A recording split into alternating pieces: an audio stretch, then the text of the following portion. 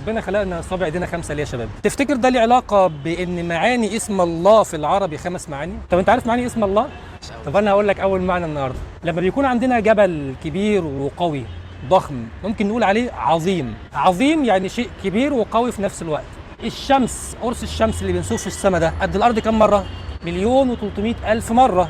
طب السماء اللي فيها الشمس قد ايه؟ يبقى خالق الكون سبحانه وتعالى هو اكبر من كل المخلوقات اللي خلقها، يبقى هو الاعظم سبحانه وتعالى. العظيم يعني القوي الكبير. ربنا سبحانه وتعالى بيقول في آية الكرسي: وسع كرسيه السماوات والارض ولا يؤوده حفظهما وهو العلي العظيم. وده اول معنى من معاني اسم الله. انا عايزك بقى تقول لي يا استاذ كريم، بعد ما عرفت ان ربنا هو العظيم الكبير القوي، نظرتك للدنيا هتتغير؟ اكيد. طيب كده ده اول معنى من معاني اسم الله ال5 معاني. هنحطه بقى في الابهام، بس مش الابهام بتاع الايد، ابهام الايه؟ القلب. نبصم بيه في قلوبنا كده ونتعرف على الله، والله هتحبه.